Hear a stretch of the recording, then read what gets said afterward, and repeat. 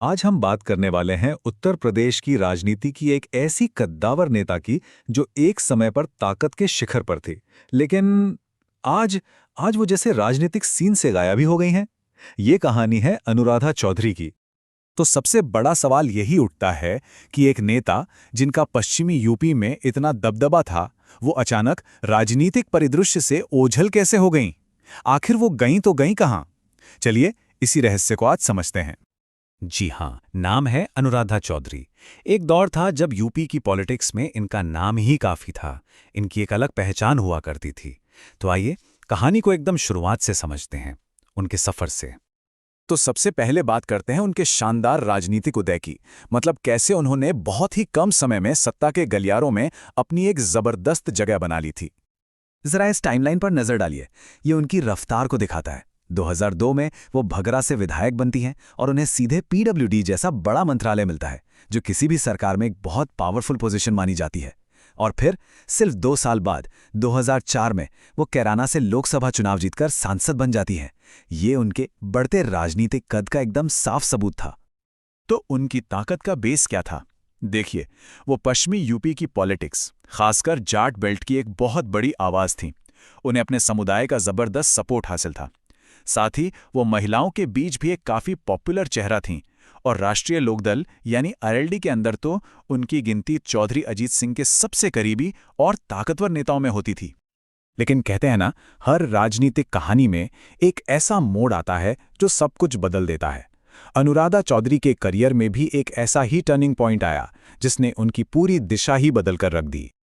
और वो मोड़ था आरएलडी से उनका अलग होना। देखिए, ये कोई छोटा मोटा मतभेद नहीं था। शामली सीट को लेकर पार्टी प्रमुख चौधरी अजीत सिंह से उनका विवाद इतना बढ़ गया कि उन्होंने उस पार्टी को ही अलविदा कह दिया जो उनका राजनीतिक घर थी। ये एक बहुत बड़ा फैसला था और शायद इसी एक फैसले ने उनके राजनीतिक पतन की कहानी लिखनी शुरू कर दी थी। आरएलडी छोड़ने के बाद अनुराधा चौधरी के करियर में एक अस्थिरता का लंबा दौर शुरू हुआ। एक ऐसा दौर जिसे हम दल बदल के साल भी कह सकते हैं।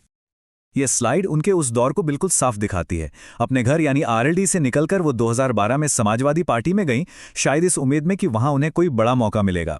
लेकिन जब वहां बात नहीं बनी कि मैंने राष्ट्रीय महासचिव समाजवादी पार्टी और पार्टी के सदस्यता से इस्तीफा आज दिया है, तो 2015 में उन्होंने भारतीय जनता पार्टी का दामन थाम लिया।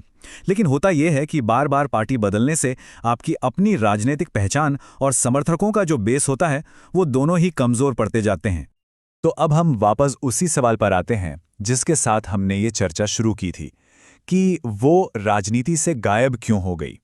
आइए अब इसके पीछे के कारणों को एक एक करके समझते हैं।